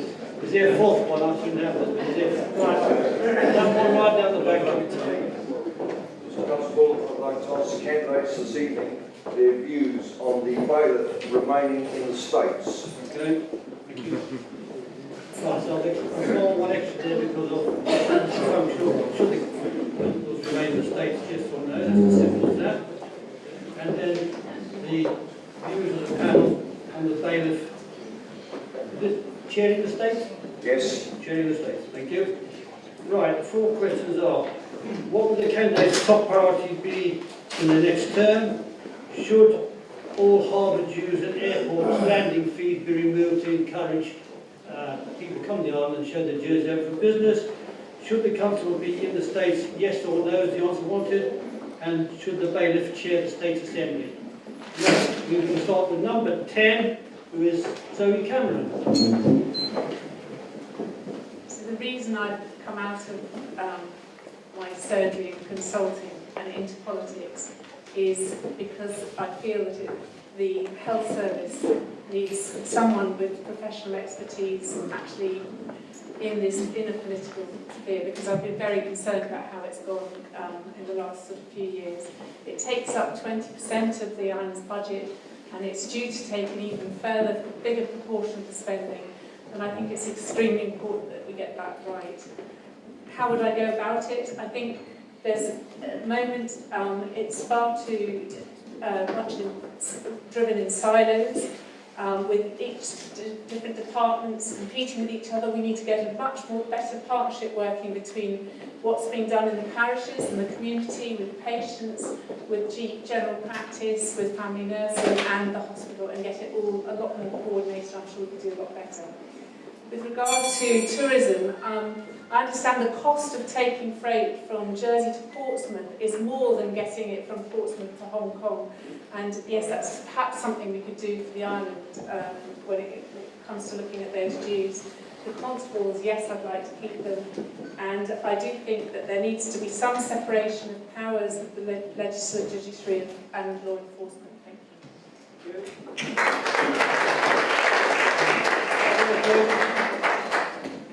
Thank you. Harbour dues and passenger dues and airport. Yes, as I've got, I'm a director of a hotel, so I'm very interested in the tourism side of it. And when I book an airfare, and the airfare is, what, about £30 or £40, and then they put £100 of various taxes on top, I think that needs looking at very much. Because these aren't taxes that are going to keep the harbour and the airport going. They're going to various government departments. I think we need to sort out what is needed to pay for the harbour and the airport and what is just being taken by government. Connétable, yes. Bailiff, he doesn't have a casting vote. He really just keeps order in the nicest possible way with a sense of humour. I like it. I think he should stay. And Sir Nigel, top priority, well, given my background, which is engineering and finance, I'm looking at reform of the economy, efficiency. And if you read our report, my panel's report on the 2015 budget, it gives a 10-point plan for what to do immediately with the economy in our conclusions, and I can recommend it to you.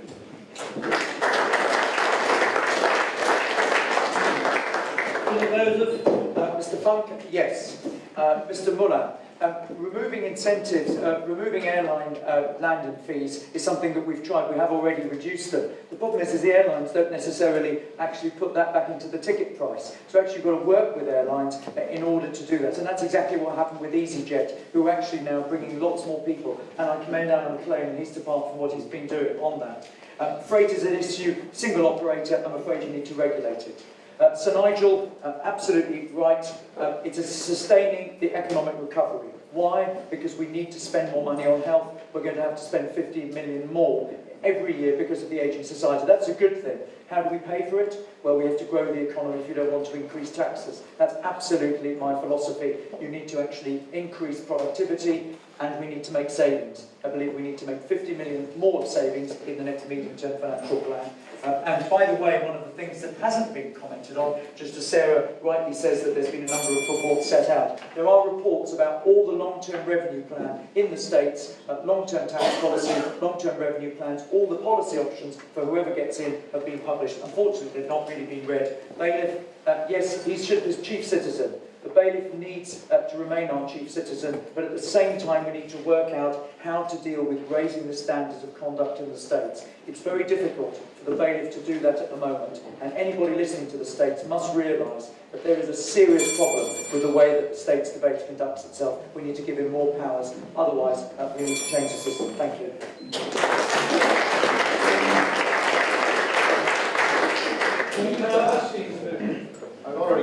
I've already said earlier tonight that I believe in preserving the parish system and preserving the constable in the States with yes. And I also believe that the role of the bailiff as chair of the assembly should continue. Philip talked about behaviour in the States. It's not the bailiff's behaviour that's the problem, it's the behaviour of other people. And he does a remarkable job in doing that. He does an absolutely remarkable job, and long may it last. With regard to priorities, Sir Nigel, mine is to diversify the economy, allow the finance industry to diversify itself, but we have to allow the economy to diversify. One of the things you and I worked on was the Tidal Energy Commission with Dan Murphy, and that has largely been parked for the last 2-3 years. We need to bring in people like EDF. We need to get the JEC to work with Albany Renewable Energy, link Albany, Guernsey, Jersey with a grid, pump it into the French link so we can bring it back at different times of the tidal stream. With regard to tourism and the food industry, the costs of getting stuff on and off the island are a nightmare, very expensive. I was involved last year with the resuscitation of freight to the island. I spent the whole summer on this last year. We're way more expensive than Portsmouth or Southampton. And until we see how the Port of Jersey shapes up as a private company, that will not improve. I think I've answered everything. That's it. Thank you.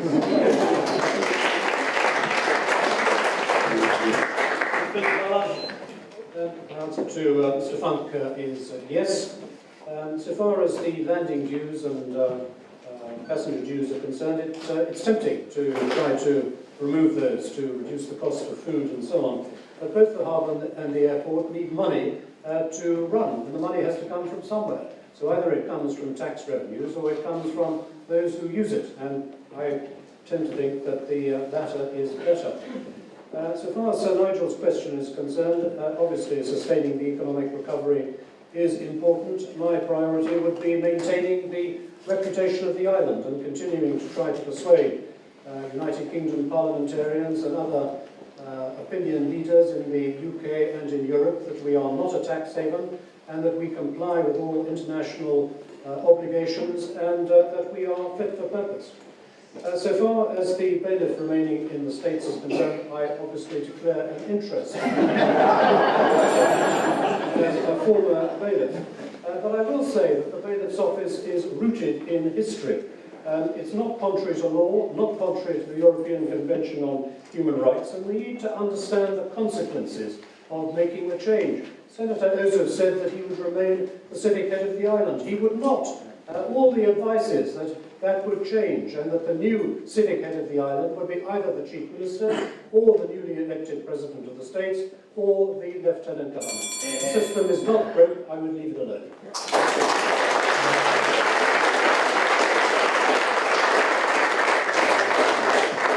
Would you? I'll start with the last question, and not because I'm standing where I am. I support what Sir Philip said. I'm a traditionalist as well, and we need to maintain the bailiff in his position. With regard to the Conitar's question, we need to, I mean, yes, but all States members need to respect the referendum this time, because it was a disgrace that they actually didn't respect the last results.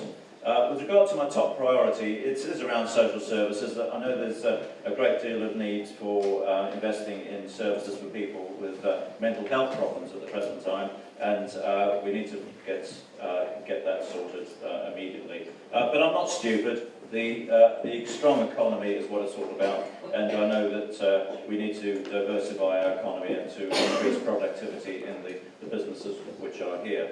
With regard to scrapping harbour dues, it sounds like a very attractive thing to do, but it is a small proportion of what people pay for things in this island, and it doesn't necessarily mean because the fees are reduced that it'll actually pass on to yourselves as who are actually going to pay for things, because it's you know, it might just go as profit, additional profit into the business.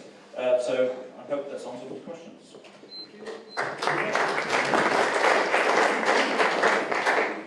I have three priorities when I get elected, and these are education, small businesses and tourism. And I will start with education. I believe that education is at the core of our island existence, and is the remedy for many of the current problems. If I get elected, I will try to create an opportunity to take higher education here in Jersey so that our island will not lose future intelligent people for the benefit of UK. The perfect solution is to create conditions to undertake studies on strategic sectors and completing them in our island. This will eliminate the significant problem of high costs as students are paying to UK universities. I also propose the support of families whose economic situation doesn't allow them of sending their child to study at university level. In terms of small businesses, I believe that one of the solutions that will undoubtedly have a significant impact on promotion of businesses is the introduction of tax relief for a period of 2 years for each of new enterprises. and I'm convinced that the possibility of such an incentive to start business will allow entrepreneurs to test their opportunity in the market without fear of debt to any financial institution. In terms of tourism, if tourism is to be sustainable, then the impacts of the local people, the economy and the environment needs need to be balanced. And to achieve this, there needs to be a cooperation between different interest groups, such as State of Jersey, other landowners, hotel and leisure industry, local people and businesses and tourists. At the present, Jersey tourism suffers from stagnation. This year, can I finish? Jersey picked up, and this is not the work of your politicians, this is the work of Mother Nature. And this year, the Mother Nature was the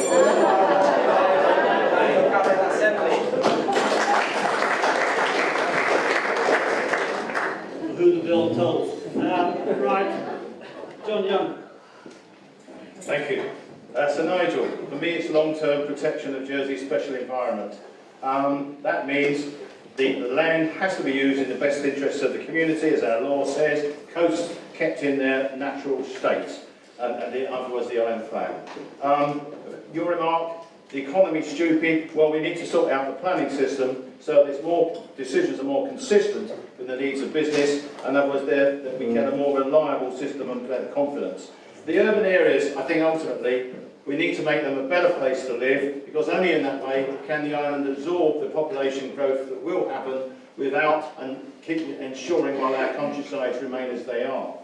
So, on the question of the harbours and airport, I'm not generally in favour of corporatisation, setting up expensive boards. These seem to be an excuse for reforming the public sector ourselves when we could really do it. They create a very narrow focus, and decisions get made on the basis of the very narrow interests of those companies and profit, and the wider issues of alternative land uses don't happen. Should the Conitabs have an automatic right? One word, for me, it's a no. If I don't have a chance to explain my reasons, the role of the Constable is important, and there are separate works to do in reviewing legislation and scrutiny, and that is my personal view. The bailiff to stay, absolutely yes. I found him objective, scrupulous, non-political, extremely helpful, and outstanding legal brain. And I think Sir Michael is a wonderful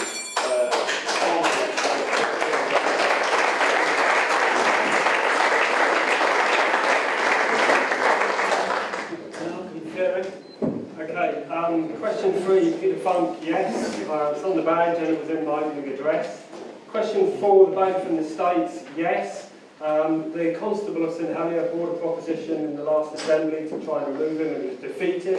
If I'm elected and a similar proposition is brought back, I will vote against it to make sure it is once again defeated. Nigel, my top priority. The dual site facility is a huge challenge, the dual site facility hospital is a huge challenge, but also a huge opportunity for growing the economy. We want to make the right decision, but our existing hospital it's crumbling. We need to do something about it. And if we take on a big capital project like that, the way that money filters down through the economy will make such a difference to our island. In relation to the harbours and airports, perhaps, and what part of the question was about incorporation, perhaps, just perhaps, incorporation might bring about the changes that we need to get those departments working together cheaper and more efficiently. Thank you. Lyndon Farnham. So Nigel, my top priority is returning growth of the economy. My manifesto is called An Economic Proposal. I can't tell you how I'm going to do that in about 30 seconds. The manifesto sets it out briefly, but I'll have a go. Our traditional industries, tourism and agriculture, we need to get behind them again, especially sports and event-led tourism. We need to foster and encourage economic diversity, and I will ensure that existing innovation funding is quickly used to encourage emerging industries and small business startups. I also think it's important that a stronger relationship is developed between the Treasury and economic development, because the Treasury's fiscal policies, especially in relation to budgeting and taxation, are so important to how the economy is going to perform. In relation to dues, it's not going to be feasible to scrap them, but we can reduce them. I come from a business background. Clearly, if you want to sell more of something or increase something, you put the price down. I'm a bit of a traditionalist, and we're very lucky to have the person accountable to the bailiff preside over this unruly lot. Long may it continue. I'm also a bit of a realist and understand that the outside perception is difficult, but for the avoidance of doubt, it's yes to the bailiff and it's yes to the constable.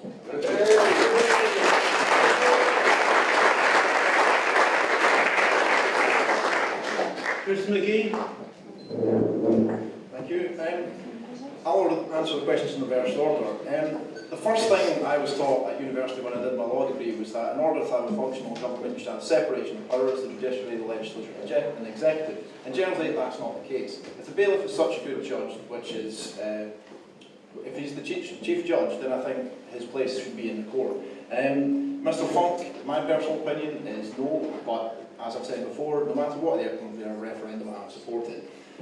Should we, as was proposed in your question, reduce landing fees by 75%? I think we should reduce landing fees to whatever the cost is necessary to actually run the airport and run the harbour, and we should do the same with the utilities, because right now you're being charged more than you should be for your internet, for your electricity, for your water and so on. Just look at Jersey Water. We're going to install all these new meters, and the savings are going to be passed on to you. They're installed, what happens? Price shot up. What's my priority as my first priority when I get in? Access to medicinal cannabis for those who are suffering. I have met with people with MS, with fibromyalgia, with lots of debilitating conditions which cannabis has proved to be effective.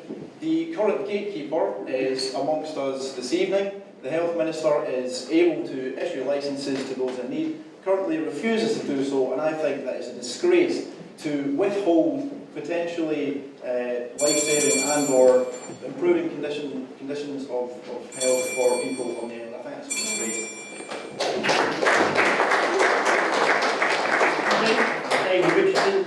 Yes, Nigel, I believe that obviously the first thing we've got to do is get the economy back on its feet again. We must make the rest of the world realise that Jersey generates 2.3 billion worth of tax and supports 180,000 jobs. We would do it better if we did it with Guernsey together. Without that, we can't do the lovely things like renewable energy projects I'd love to dearly do. We also ought to do it cleanly. There's 900 million worth of fraud every year. We catch a tiny percentage of them. We are the cleanest. We catch them. We need to carry on doing it. Cleaning. As for harbour fees, yes, I think we should scrap them entirely for exports of spuds, flowers, fish products and milk products, and reduce them in other cases. As for the bailiff, while we're still a rabble, we need a good referee, and Sir Michael is definitely the one. Thank you.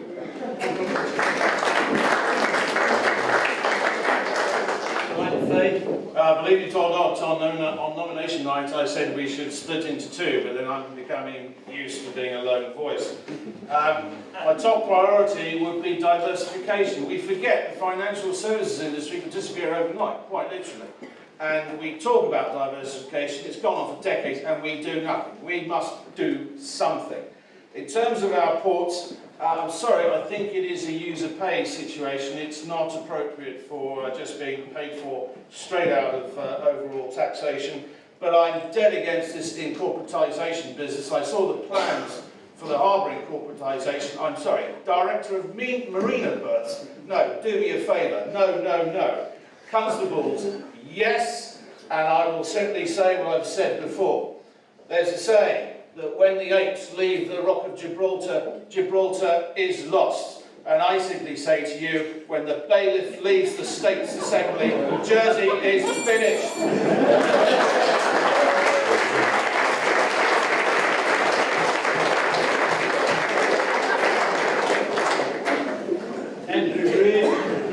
What would be my priority? Clearly, the priority for this new government will be the economy. But I'll leave those that know what they're doing to develop the economy and diversify it. You have to create wealth before you can redistribute it. But I'd like to be part of the redistributing once we've created that. I've stood for Senator to be, hopefully, if you elect me, your next health minister. And I think the first thing I would do is to review the 2 centre building.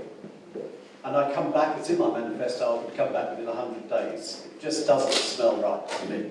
The second thing I want to do, and if you want to follow this up later, read the very good CAMS report that was written by a scrutiny panel with Jackie Hilton and James Reed, which clearly shows where we're failing in our mental health services for young people. But you only have to take young people out and put that for adults. We've got a major problem with the services that we provide for people in mental health. We've got a major problem with the services that we provide for people with respite. I would like to make that my priority in the next government if you elect me. It's yes to constables, it's my question by the way, because I'm sick of talking about it in the States. It's yes to the bailiff. And harbour fees, well, if we increase tourism, more people using the ports will surely lower the price. Thank you.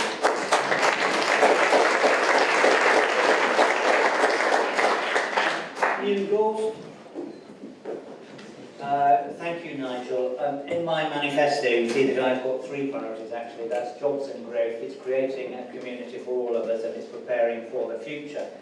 Bill Clinton wasn't wrong, particularly when we're coming out of one of the world's worst recessions. It's got to be about the economy stupid. I know that it has been a struggle during this recession for many, many families in our community, and therefore that's why the new government has to focus on growing the economy and getting economic growth, because that's going to help struggling families feel better, have more money in their pocket, be able to have jobs, and ultimately it's going to provide the social provision that we know we're going to need for our long-term future. Incorporatisation, if I can say it, of the harbours and airports is critically important because it's going to mean that they're going to be self-funding. They take masses of capital investment. Just look at the airport runway itself, and that means they're going to be able to work it round. The Minister's still going to have some control about the setting of those sorts of fees, so we don't need to worry about them getting radically out of control, but it's going to mean that taxpayers have to pay less.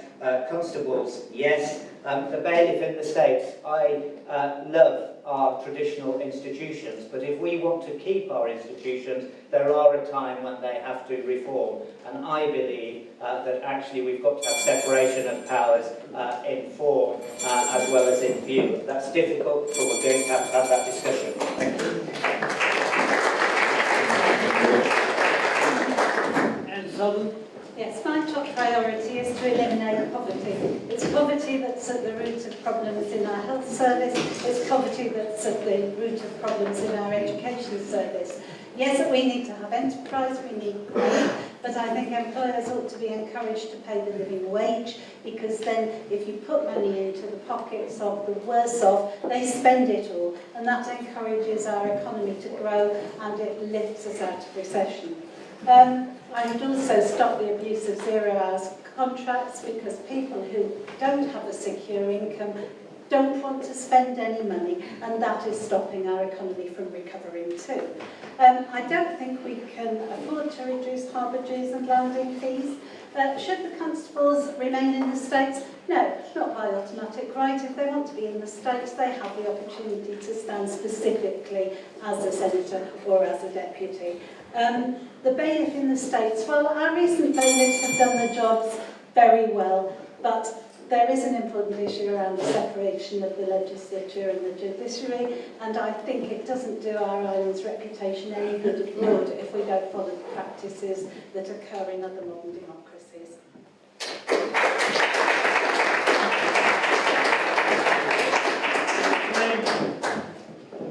So Nigel, building a strong economy, we need the income to pay for quality public services that we desire in this island, diversifying financial services both geographically and from a product point of view, new technologies, we need to drive digital, increasing and improving productivity across all traditional sectors, bringing in with investment. That's how we diversify the economy in one respect. We're seeing, for example, a niche in headquarters of oil, gas and mining companies, bringing their headquarters here, they're highly paid people. This year alone, we brought 33 new businesses into the island. They've created 310 job opportunities. 90% of those have gone to local people. That's how we drive diversification and build the economy. Skills is key. We've got to have more of our young people skilled to take the jobs that we're creating. And it starts in primary school and runs all the way through, particularly as far as digital is concerned.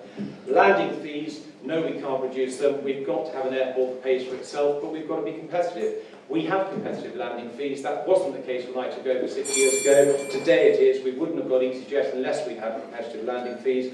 Yes, we do need to incorporate the ports. We have the right people, better governance, better expertise. We've stripped out £1 million of costs since the board has been in control, and the taxpayer will have to pay £193 million over the next 20 years if we don't incorporate the ports and run it like a proper business. We have controls in place. The constables, yes, they must stay. The bailiff, yes, the first citizen. We shouldn't be bullied by anybody to change a tradition like that. The bailiff stays.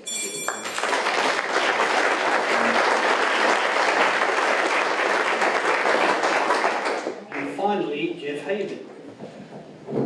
Thank you. Reverse order for me. Yes, the bailiff stays. I think we're very lucky to enjoy, or have enjoyed, a number of very good bailiffs over the last few decades, and I really don't see a reason to change it. The roles are utterly separate. Peter, yes, to the constables. I'd like to see them stay, but a high turnout next week will let us know what people really think. Harbours, landing fees, no, they're not going to reduce too much. Sadly, we don't make much in this island. We have all our produce and goods coming into the island and so little going out that the price of bringing this stuff in is going to remain high unless we can do something about it. That means trying to get manufacturing here, and quite frankly, with transport costs, I don't think that's going to happen. And if we don't support finance and tourism, we'll have even less flights and boats. The economy, most certainly we have to support all those sectors we have at the moment, but we must give small and medium business a lighter hand, let them grow organically and quickly. It will be the quickest way to get the unemployment down. Diversification, yes, we must do it. We must try and find or make a hole in what we've lost, and that is money coming in externally, so we must drag it in from elsewhere. But this must go hand in hand, of course, with trying to get increased productivity and efficiency from the state itself. It's not just one thing, it's both.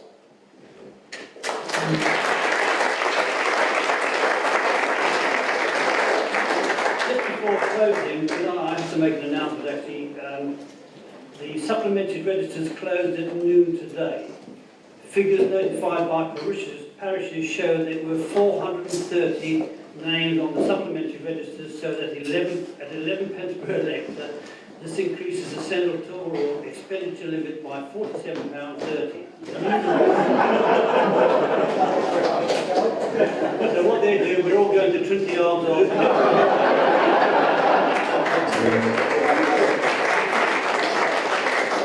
However, the interesting thing is, and this is where we've really got to get people out, believe it or not, in this island, there are 62,539 registered electors.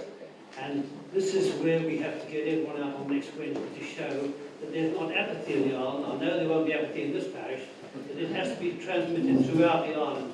We have very fortunate, we have excellent candidates here this evening. I think they've had an excellent evening, and I thank you for being so well behaved. And you know, it's not the easiest thing to do. These candidates are on the run most nights. They're trying to deal with different questions, and we are fortunate that we have these people that come forward and stand as candidates for Senator.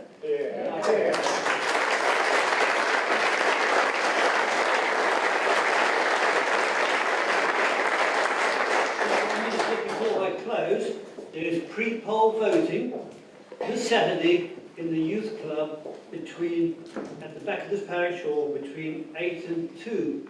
If anybody wants to pre-poll, please come slightly earlier than 1 o'clock.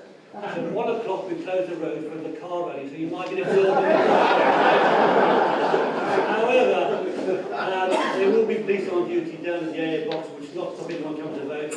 I thank you all for coming this evening. I think someone would like to say something before I say I'll close. Carry on, sorry. I'd just like to thank Constable John Gamishon on behalf of the candidates for conducting an excellent hustings, and for all of you for taking the time this evening to come out and listen to our ideas. Thank you.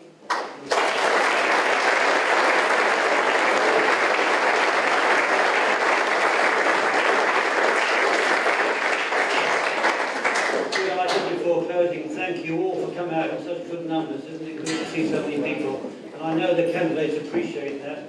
And I wish them all well on next Wednesday. Obviously some will not do as well as others, but thank you all for coming. Good night.